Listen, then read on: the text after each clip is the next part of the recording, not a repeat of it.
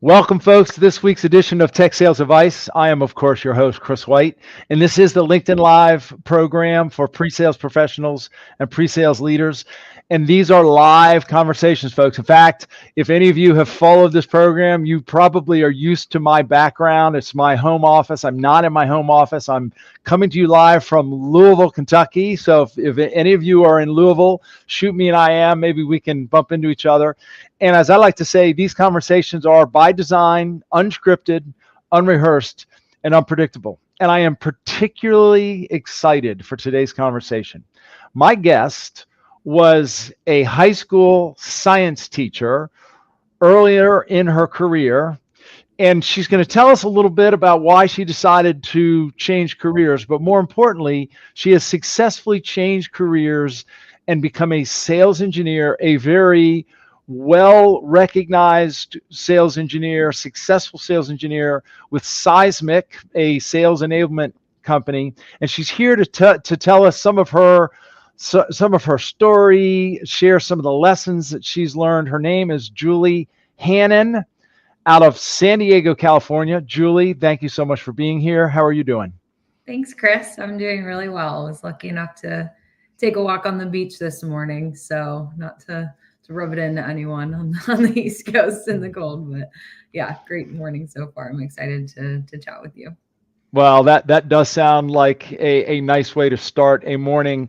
And I have to say, and this is one of the reasons I was excited having you have such a delightful, warming smile. Like Oh, I thank can you. see that that's one of the reasons that you do well, because you're and look, we do everything that we do through the lens of a camera these days, and your personality just comes through the camera. So it is a delight to have you. And by the way, I can already see Alex McFerrin, nice to see you. She is saying hello. We have a few other people saying hello, and I'm not sure who they are because it just says LinkedIn user. But folks, by all means, if you have any questions for myself or Julie, or you just care to say hello, please feel free to do so. Julie and I met recently because she did go through the 6 Habits certification program, so I might even ask her a little bit about that.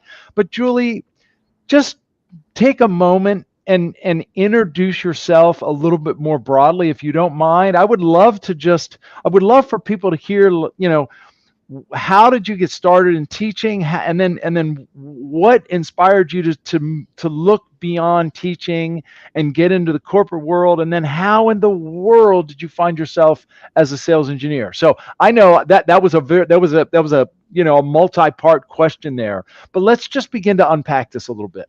Yeah, it's been an eventful 2 or 3 years, lots of change and growth. But so I originally, to kind of started off when I went into teaching, I had moved to San Diego after I graduated college and was working for San Diego State, which I was enjoying, but felt in my role there that what I loved the most was interacting with the students, and there was just not a lot of opportunity to make that the majority of my day.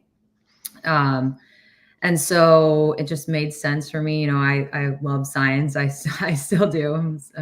I love Jeopardy when there's a science category. And I'm so passionate about that and teaching students and getting them excited about why things work the way they work in the world. And so I decided to go into teaching.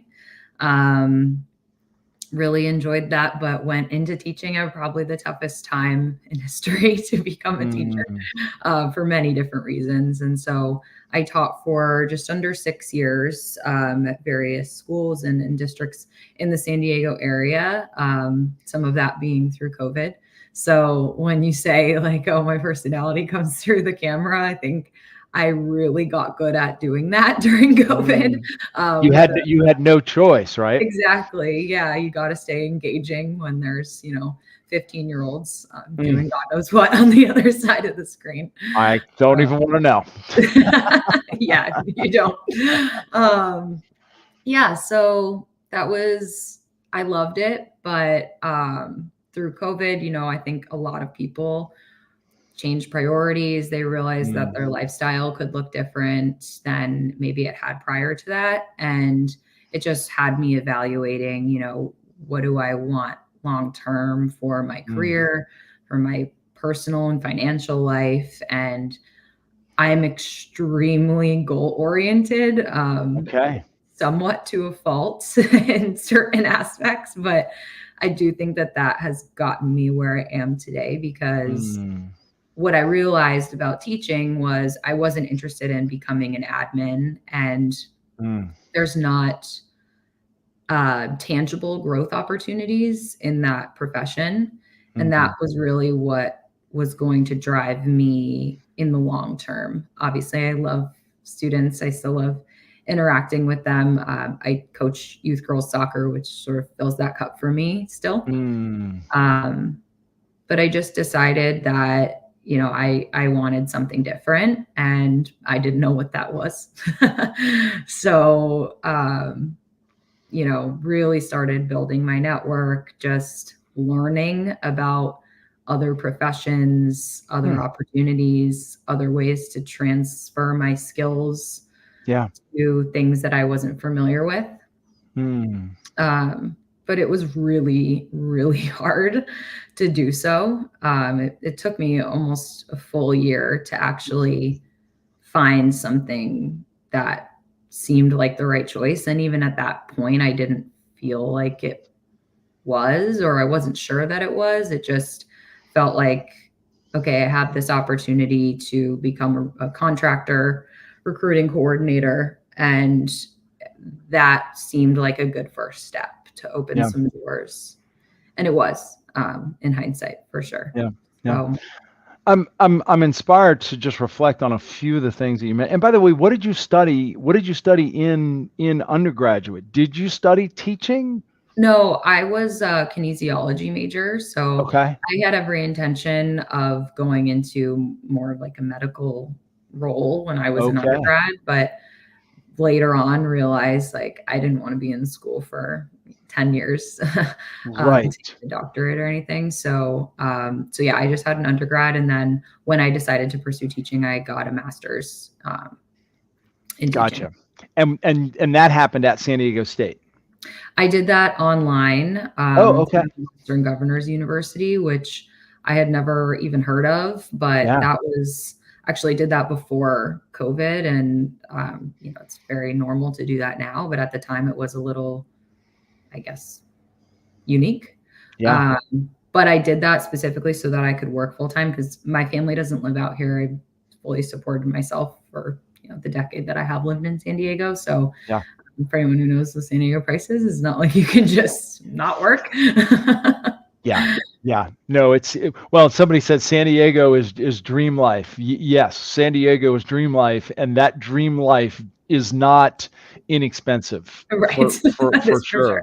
So, well, and I love that what drew you into teaching was the fact that you found that you love working with students and you love working with people. So that's what drew you into the teaching profession. But then what you recognized was, you mentioned being very goal oriented, and it sounds like you were starting to look ahead and realize that in order for you to, quote, progress upwards, meant probably getting into more the administration side of education, which that didn't appeal to you. Mhm. So you took the initiative to start thinking outside of the box and what else can I do.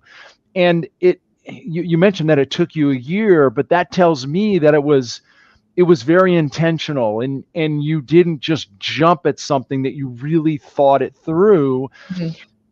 How did you find that particular role, and what do you think were the skills that transferred from what you were doing into that first contracting role? Yeah. Um, Transferable skills from teaching is something that I love talking about. And I don't know if anyone's watching this that I've connected with over the last few years, but I love talking to people about this, because what I have found and what I felt when I first started looking for roles was educators inherently undervalue themselves and their skill set. And Mm, mostly just because they don't know what it's like to use those skills elsewhere. Many people that are educators have been doing so since they got their degree in education. And so They just haven't necessarily seen how, being able to manage a room of multiple personalities can translate to any professional environment, and is not a skill that most people have. So when I first started looking, back to your question, you're right. I was very reflective on what I was interested in doing. And because I took the time to learn, I did a lot of like casual coffee chats with friends of friends and just people in my extended network to learn what skills people needed in L&D roles or sales roles or whatever else. Yeah. And so when I found this contract role, it was through a friend who was already on the team, and she suggested, this might be a good transitional thing for you. It was at a large company, Amazon. So just in terms of building a network, like having that on your resume or on your LinkedIn just kind of opens more doors. So that's how I found it. And when I actually ended up learning what it was and doing the role itself, it was a lot of time management, organizational skills, things that, and I excelled right away at that role because that is something that I was doing like to an exponential degree as a teacher. Yeah. But then, as I look back now, I don't think I realized it then. I also learned how to sort of reframe things that I was doing as a teacher in the professional world, like presenting a problem to a manager in a succinct way, putting data behind behaviors that I had or things that I had achieved to advocate for myself. And something as basic as like knowing how to professionally interact with someone else was not necessarily something that everybody else was able to do naturally. And because of the role that I had, there was a lot of interaction with people who were many levels higher than myself. And that I know intimidated a lot of people, but I felt confident enough in my reasoning for doing something and my ability to make executive decisions, because you are very autonomous as a teacher, that I felt like, I found the right way to navigate those conversations and interactions so that I would be able to hit and exceed the KPIs that had been set out for me, which I did. Yeah. It's really, it's just amazing to me. And you're right. Two of the things that I wrote down that you mentioned, first of all, educators undervalue themselves. They intrinsically undervalue themselves. And that probably is a true statement, and it's very sad for me to hear. Frankly, it is. my sister, I have a twin sister who has taught math virtually her entire career. And the other thing you mentioned that I wrote down, managing a room with multiple personalities. I think I assumed that teachers can transition to this role because they're just good on their feet, or they're good on their feet. They're good in front of an audience, but it's way more than that. It's this aspect of managing multiple personalities, managing the room, and doing it day after day. Right. And there's no break. And the fact that you had a certain level of confidence in dealing with people that were at a much higher level, it just strikes me as an obvious sort of, answer that just never occurred to me before. Yeah. And that's a reaction when I talk to people that are still teaching and looking for something else, like kind of twofold. When I start to talk about, they'll provide an example or we'll discuss day-to-day stuff that happens in the classroom. And then I'll tell them like, yeah, that situation, this is what it looks like for me now. And for them too, it's like a big light bulb moment of like, oh yeah, like that makes sense. And so that's why I like having these conversations, because I feel like because there is such like that sort of undervalue of yourself internally when maybe you're looking for something else because there is a lot of rejection. I get to be like the hype woman of like, no, look at all these things that you've done for 10, 12 years on a daily basis that no one's ever seen you do or recognized you for, but you've done without thinking twice, because that's what you do when you're a teacher. Yeah. Yeah.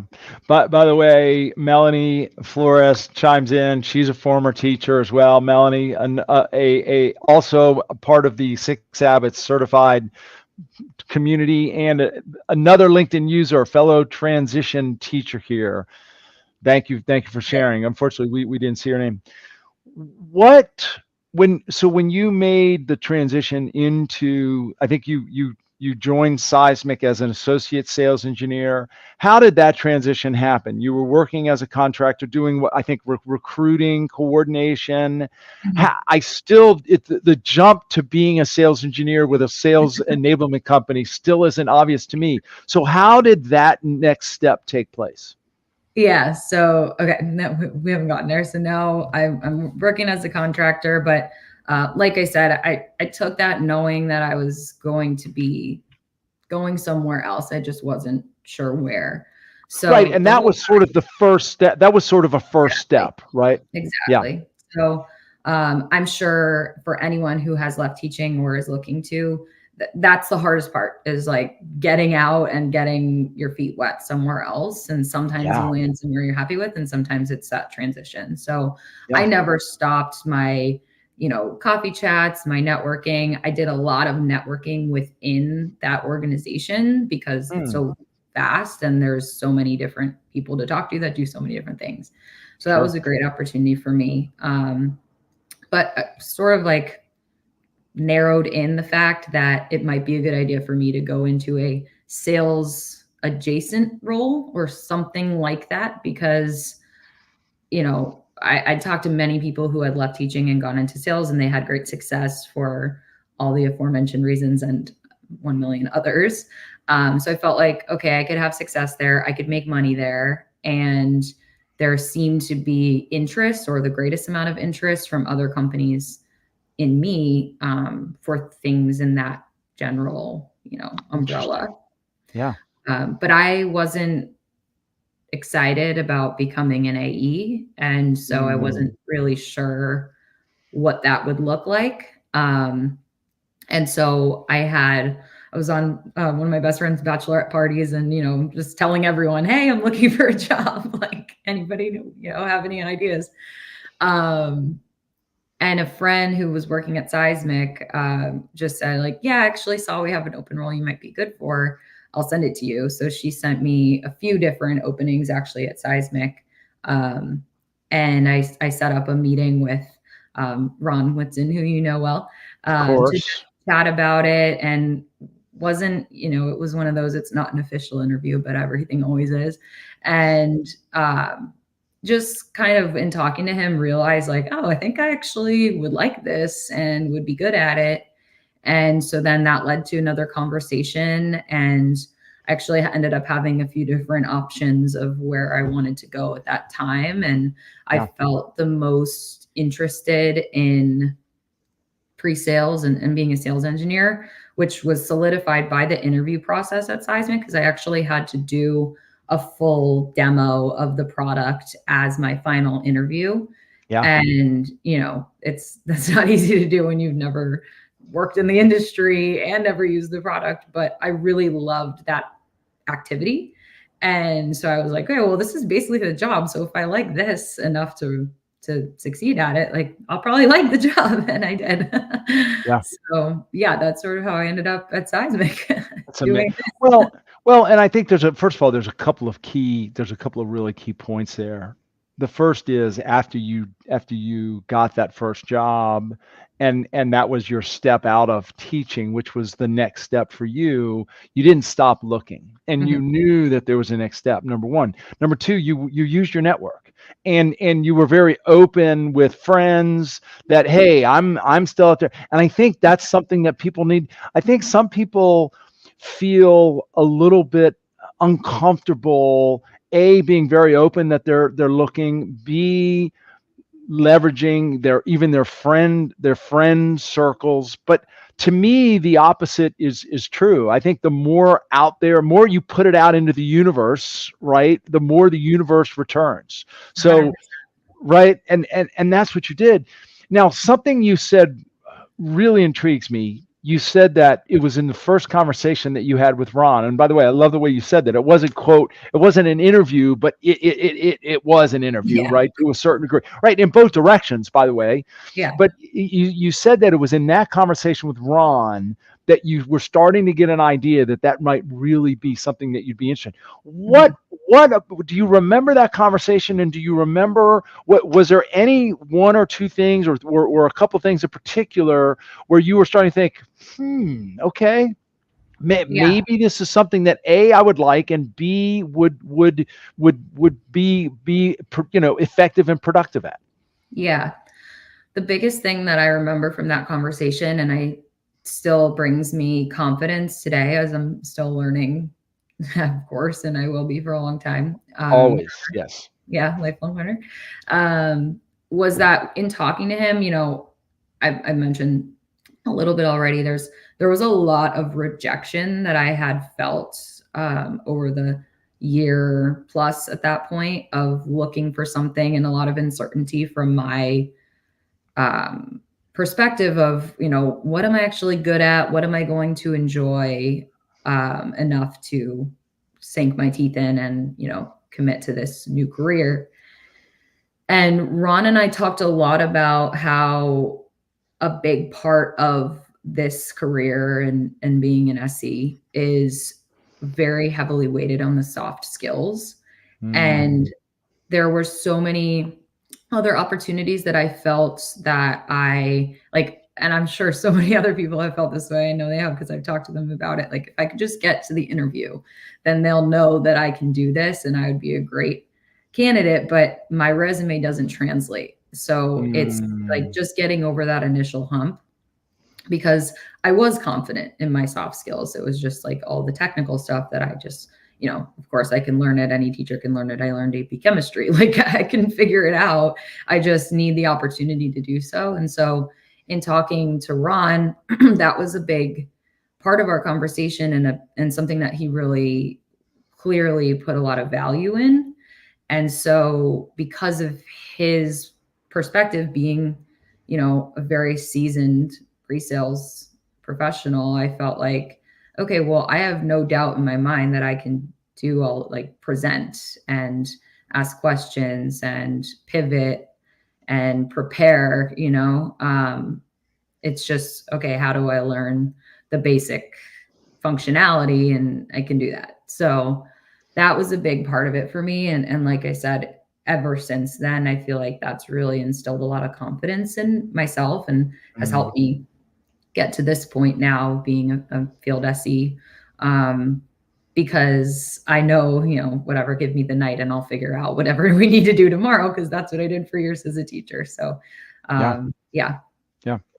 You've used the word confidence countless times over the past 20 minutes or so.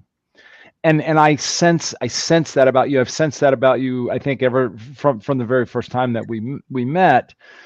So there's two questions that come to mind.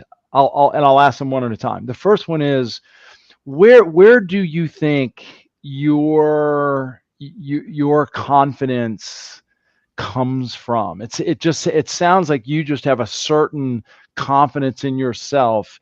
Is it something that you just learned through your early years in school and college? Are there certain things that you do to maintain that confidence? Where does that come from?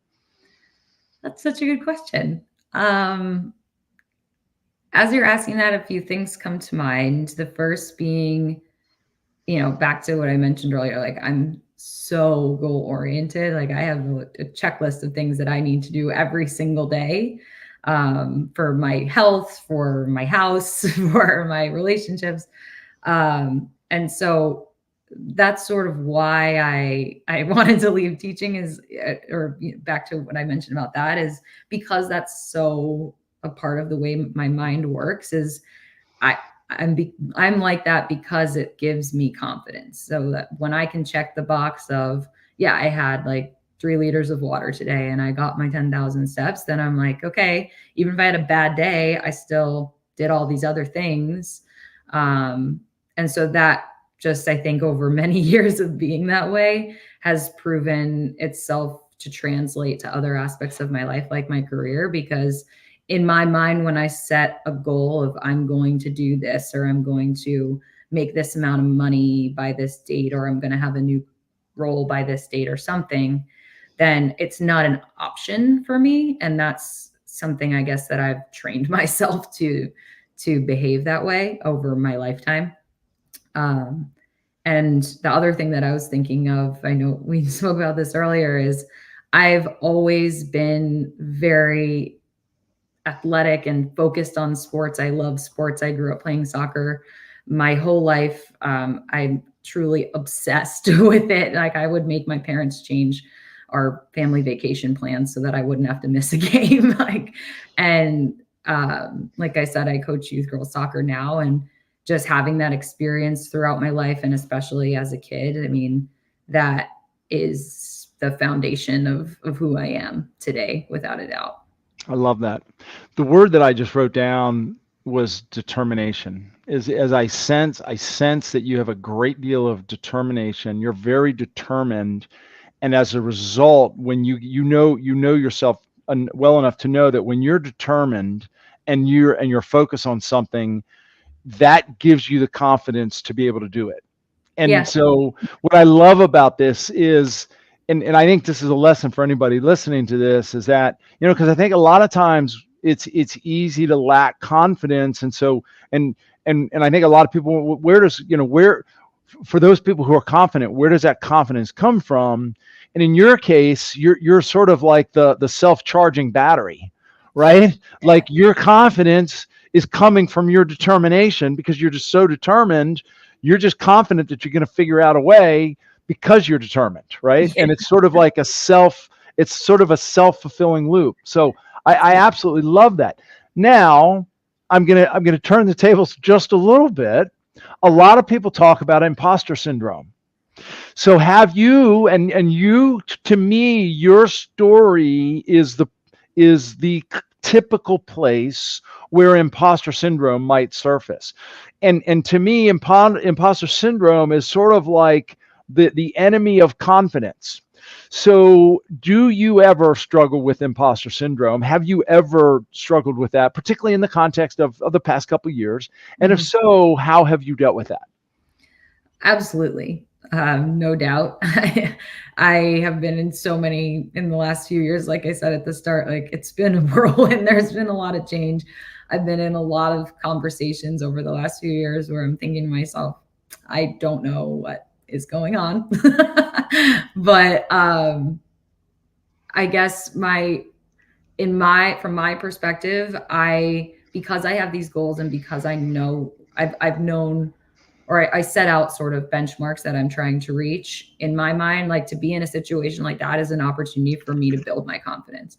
Like, I might be in a conversation where I'm like, I'm not comfortable and I don't really know what to say or ask, or I don't feel like I have anything to bring here, but I'm going to listen and I'm going to learn and figure it out, and I'll fake it until I do get to the point where the next time I have a conversation like this, like, at least I'll be able to draw upon this one. So although it can be extremely uncomfortable, and I think everyone in their daily life has moments like that, some more extreme than others, depending on where you are in your path, like, to just accept that has to happen and learn from those moments and add one small thing to your toolbox is the way that I've navigated those weeks or conversations whenever they may come up, because it helps for the next time. And that's all I can do is, not everything I do is going to be perfect. Not every demo is going to go perfectly. But if I can be reflective, thinking back to my transferable skills from teaching, then I'm going to get better. And, I just started as this career. I'm not going to be perfect. I'm not going to be great every single time. And I haven't been great. And I wasn't great in the beginning, that's for sure. But you have to practice, and you have to learn in order to improve. Yeah. And there's so many common themes that I'm hearing here. First of all, you're being patient with yourself. You're being patient with the process. You're not putting so much pressure on yourself that you feel as though you have to be perfect. You also talked about, I think you used the word uncertainty. To me, one of the elements of success in this role is the ability to forge ahead and put your best foot forward with a certain amount of uncertainty, and with a certain amount of or lack of clarity, right? And that's part of the drill. My guess is you probably had to do that when you were teaching at times too, Oh, yeah. right? So to me, that's one of those skills that transferred, and the fact that you were able to throw yourself into that situation, knowing that, look, it's not going to be perfect. I'm going to make mistakes, and Mhm. I'm at peace with that, and I'm going to learn and grow from that, is, that's part of your success. That's part of your success Yeah. story. And I think there's two, specific skills you could point to that I honed or mastered during my time in the classroom. And one is, I sort of mentioned, is reflectivity, like the ability after every lesson or every conversation with the student every day to reflect and say, especially for me in my high school setup, I was teaching the same thing 3 times in a row in a day.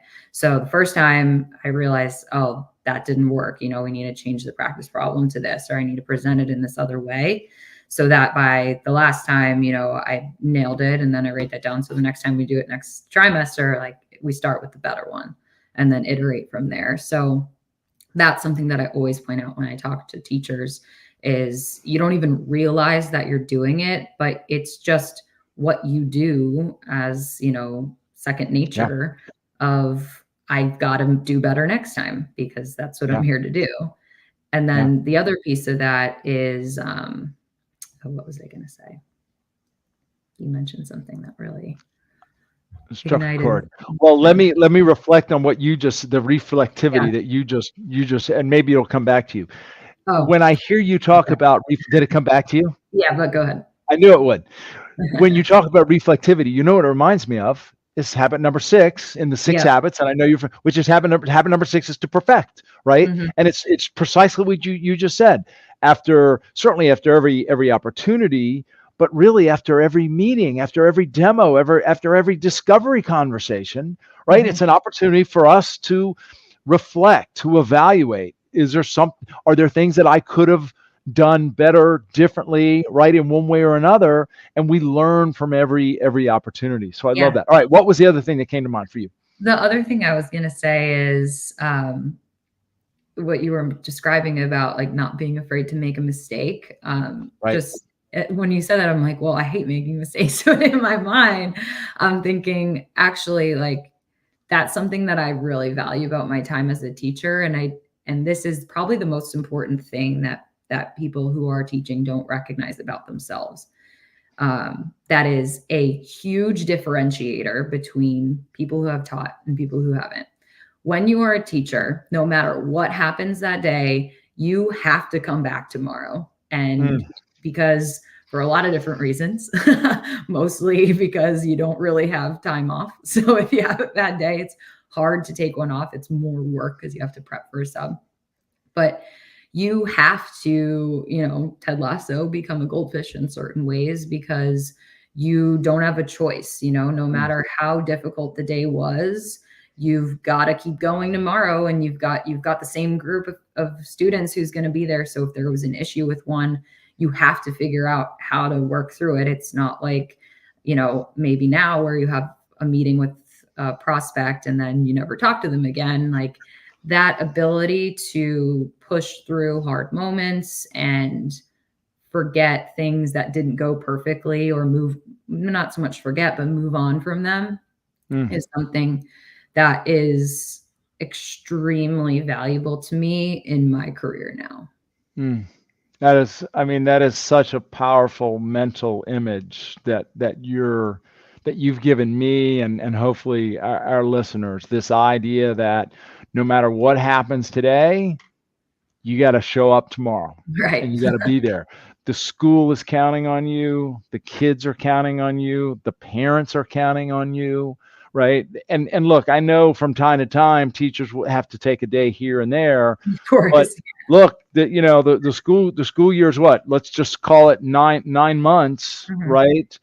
You gotta show up and deliver. And Yeah. and you're right. I think that's an easy thing. That's an easy thing to overlook. It actually reminds me of a story. That there's a story of a mom who she wakes up in the morning and she's calling up to her son, it's time to go to school.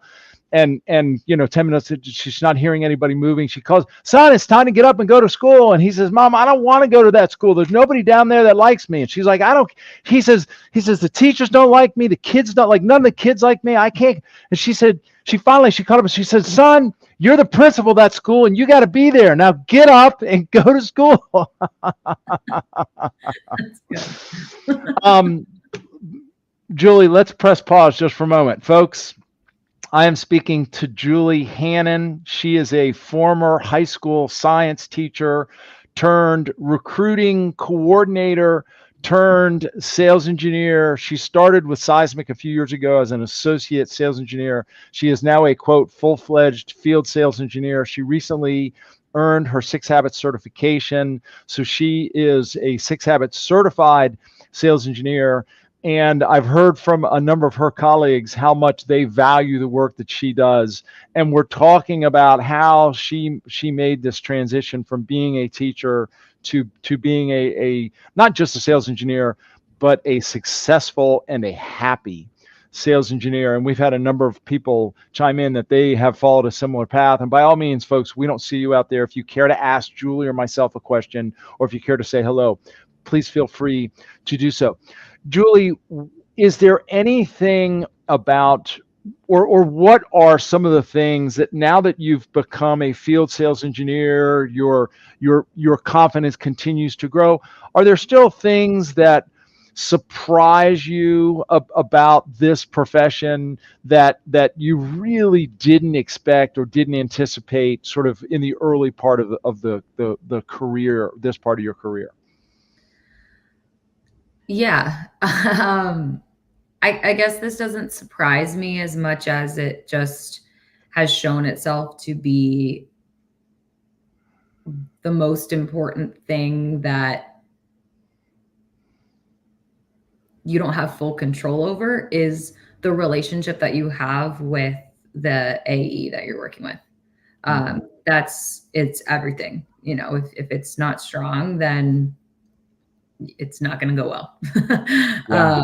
And so I could imagine that, it makes sense based on the job description and just the format of how things work. But the real focus on that is something that I don't think everyone necessarily works at.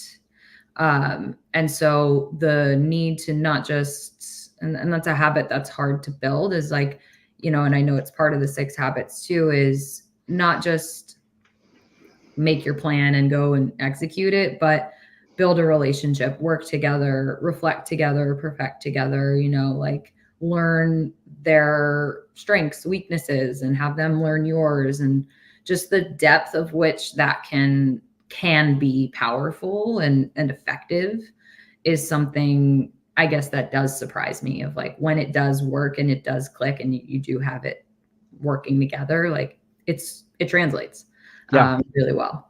Yeah. Well, it's really well said. And I think it is one of those things where I think at the surface level, anybody would say, well, of course you have to have a good relationship with your Right. colleagues. Of course you have to have a good relationship with, but to your point, it really is much deeper than the ability to communicate or the ability to collaborate. Mm-hmm. You are arm in arm. Like, you are going into the trenches together. You're going to have good days and bad days. You need to have difficult conversations, right? There are times when you're going to lift him or her up, or maybe fill in some of the gap, and vice versa. So it's much more than just a working relationship. It's a partnership. Yeah. You are teammates, and if I can use this term lightly, I mean, it's almost like having a spouse, right? I mean, Yeah. like, particularly if you're paired together and working continuously throughout the year, Mm-hmm. And I am curious to ask you this: is there anything from your experience in the teaching profession that correlates to that relationship, or is that one of the unique differences, or one of the specific differences, that in teaching, for the most part, it's you standing in front of in front of your class every Mhm. day, Yeah. versus now you're really in a partnership? Yeah. There's a few, it's obviously unique because of the experience of selling to a customer live, like there's certain things that you can't necessarily plan for. Right. But I guess that, that's true for teaching too, but there's sort of two relationships that I could parallel it to in the classroom. And one is, um, I'm sure many people that are on that have taught, you have a lot of aides or um, different Yeah, personas teaching that will come assistant in. or what have you. Yeah, that will come in. And depending on, if they're there for one student or a large group, you have to work together to make everything go Right. smoothly, and make sure that, everyone leaves with the same concepts. And the other aspect of it is, and I'm not sure really how this works with the younger grades, but within your department, you'll have like curriculum teams that are working on developing curriculum, bringing in new activities, planning out for the year, et cetera. And there, those interactions and those teams can either be really helpful or really frustrating, Mm, depending on the personalities and your relationships with right. them, because everyone that is teaching is very used to, for the majority of their day, being in total control of what's in front of them.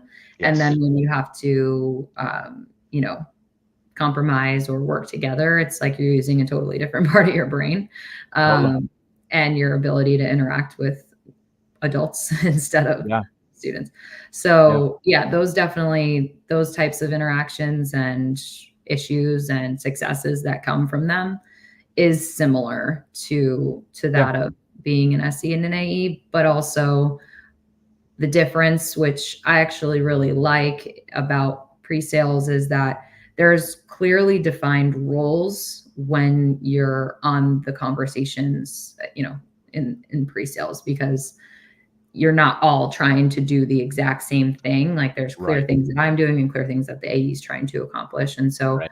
that helps to define and set personal and team objectives. Yeah. Yeah. Yeah. And you mentioned, you use the word control. I think that's another part of it, as in the teaching, or the teacher, or the classroom setting, if I can use that term. You really are in control, or responsible, ultimately responsible for the classroom. As a sales engineer, we certainly have a great deal of control and ownership of certain aspects or elements of the conversation, of the deal. But at the end of the day, it's the AE who owns the opportunity and is Right. ultimately responsible, right? And you may have heard me talk about this before. It's the 50, what I call the 51-49 rule, right? I have as an SE, I have an equal vote, but I give them the last vote, right? Them Mhm. being the account executive, they get 51% of the vote, I get 49% of the vote, because at the end Yeah. of the day, they own the opportunity, right? So I can see it. And the other thought that came to me is you mentioned that you coach soccer. I don't think I've ever thought of this before, but I think there might be an interesting analogy to like head coach, assistant coach, right? Yeah. Or head coach, position coach, right? Where the head coach has the ultimate decision, but as an assistant coach, I might have a say in this defense or this offense, or For right, or sure. I'm responsible for doing sort of this. Maybe I work with the goalkeepers, or what have you. So Mhm. I think there's an interesting analogy there. I want to say hello to Benjamin Joseph real quick. Julie, Benjamin writes in, science teacher from New York City, looking to transition to pre-sales. Sounds like he's been through an SE boot camp, and he's looking to transition out of teaching. So, Benjamin, really nice to see you. Julie, seeing Benjamin, and there might be others who might either be on now or listen to the recording, what advice would you have for someone like Benjamin, who's literally in this very situation you were in, a teacher now thinking about the, making the a break or breaking into this profession? Gosh, so many tidbits to provide, but congrats. The hardest part for most people, for me, was just deciding that that was what I wanted to do. Number one, leave. It's like truly a breakup. And to figure out where I was trying to go. So just the fact that you even got to that point and are pursuing it is huge. So good job.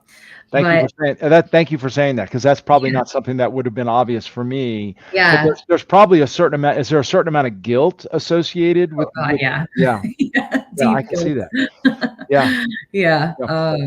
Yeah, it's hard. It's really hard. And it can be harder based on, if you have a great school or, what have you. But it sounds like you're already off to a great start. I mean, if for anyone that hasn't done any sort of exploration or education around a career, if you're not sure what you want to do, I would definitely recommend starting with that, because or what I did of having like sort of something you go into knowing that it's not something you're going to stay in, but just as a transition, just to get the wheels turning and figure out where you'll be happy, because no matter what you do, it'll be very different from what you've been doing. But once you get to that point, which Benjamin sounds like you're at, the best success that I had was building my network and doing so in a way that was low pressure on me, low pressure on those who I was talking to. But both of the roles that I ended up getting after teaching were through connections that I had. And I imagine that any role I would ever have in the future would be done through the same, because that's how, the world works. It's just who you know and what they know about you, what they can speak to about you as a person, and your really your soft skills, right? Like that's kind of what it comes back to. If someone can help you get past that initial hump of, looking at a resume and it's maybe not got the 3 years of experience that the job description has, but you have someone who can say, no, I met with them and they've got it, like they should get a chance. That's all you need. So conversations with people who might be doing something that you're interested in and people who might not. I mean, I've talked to people who are in completely different aspects of companies like marketing, and I just wanted to build a connection there. So we had a conversation, and the more you can do that, the better it'll serve you in the long run. Great advice. Absolutely love that. And I think one of the sort of the undercurrents there is confidence. Have confidence in yourself, and a number of the things that you've talked about is what leads to that confidence. So For sure. there's another question that I wanted to ask that's closely related to this, and it has to do with the fact that your first sales engineering role is with a company that's in sales enablement. And I know in your case, you ended up with Seismic. You had a connection, you had a relationship or a friendship or something, and that individual got you in for a conversation with Ron, and then that conversation with Ron led to this. How important do you think the actual industry that you ended up in, again, that being sales enablement, how important do you think that was or has been to your success? And if it was maybe another industry or another sort of domain, do you think you might have struggled more? Is there some natural correlation between what you did as a teacher and enablement that has really helped you be successful? Great question. I mean, think, that's what we do as sales engineers, right? Is ask good questions, yeah, right? So I think, yes, there are correlations.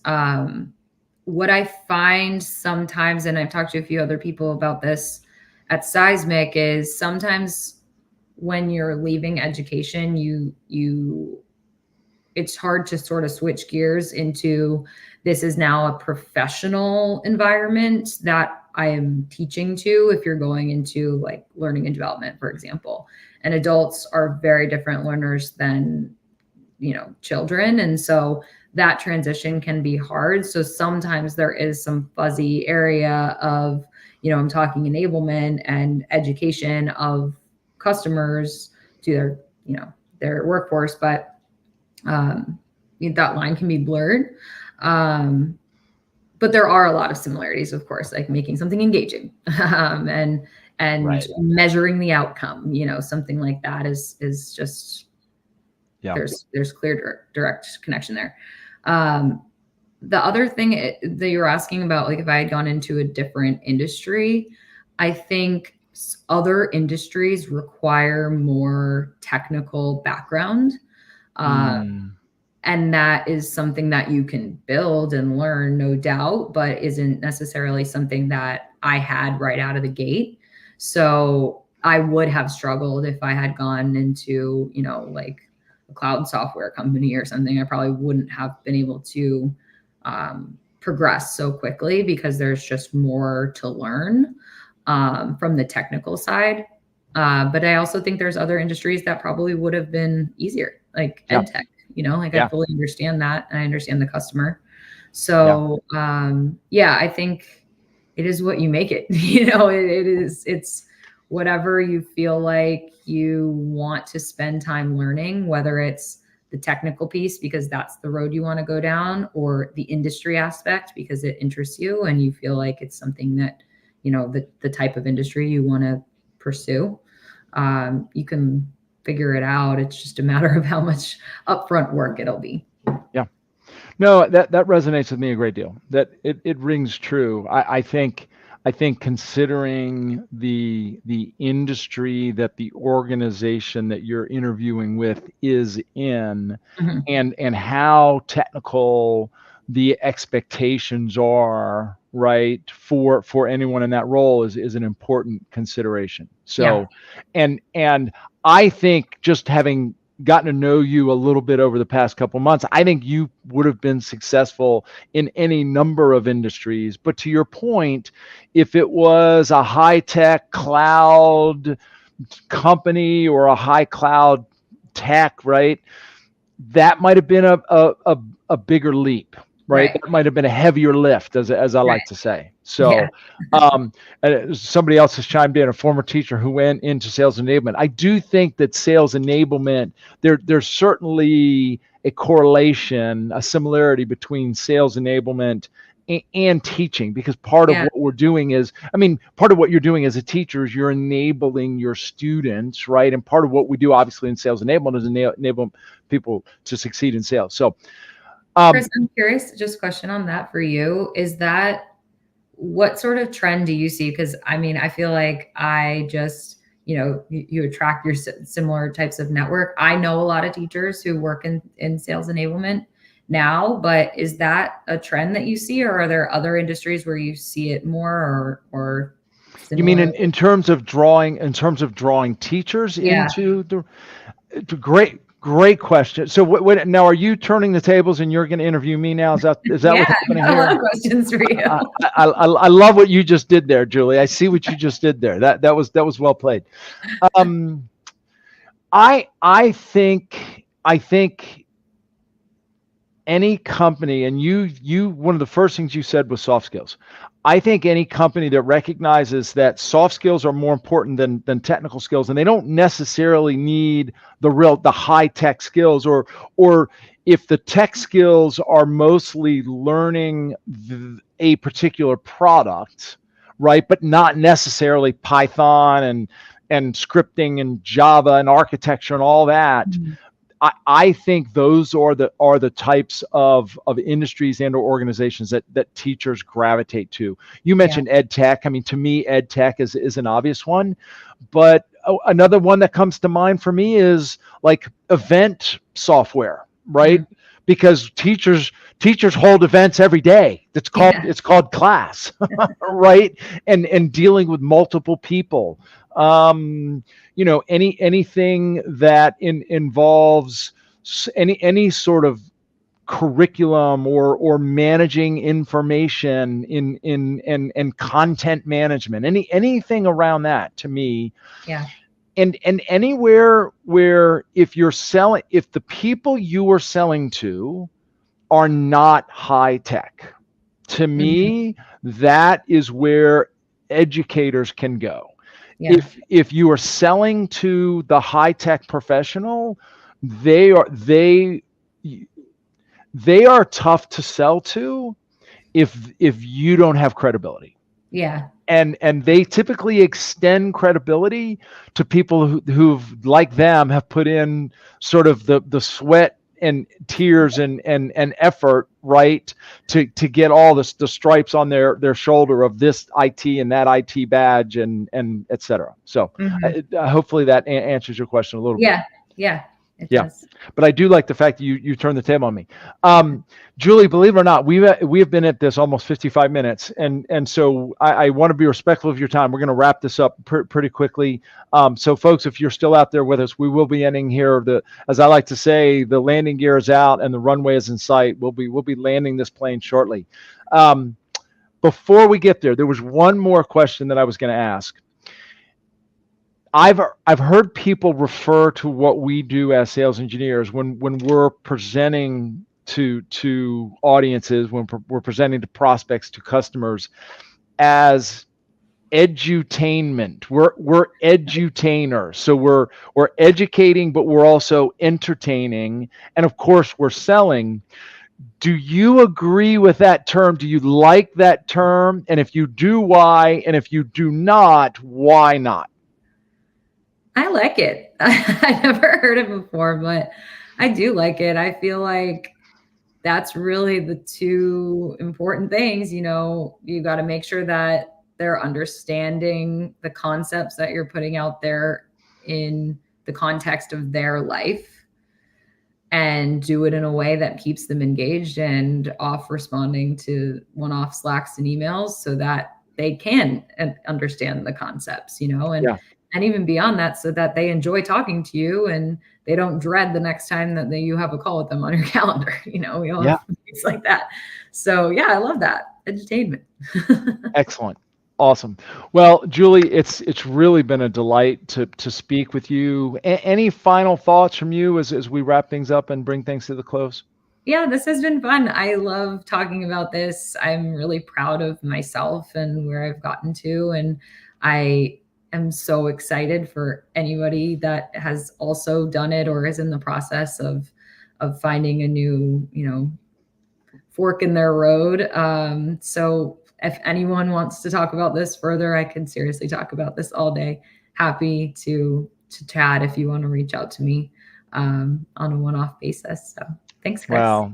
Thank you, Julie. It has honestly been a delight to speak with you, and I'm sure. And we've had a few more people chiming in. Alex and Connor Green calling you the GOAT. It's really been a delight to have this conversation. It's been a delight to have you as part of the 6 Habits certified community. I know that's something that has really sort of added to your progress as a sales engineer as well. And you are certainly a breath of fresh air where this profession is concerned. So thank you for being here. Continue doing what you're doing. Folks, if you enjoyed this, first, I encourage you to reach out to Julie and connect with her. If you have not already, you can follow #TechSalesAdvice to get notified when I do this. I try to do it every week, although some workshops do get in the way. And of course, you can go to techsalesadvisors.com to learn more about what we do. Julie, hang around backstage just for a moment as we part ways. To everyone else, thank you so much for being here. Julie, thank you for being with us. Folks, I'll see you on the next Tech Sales Advice. Thanks.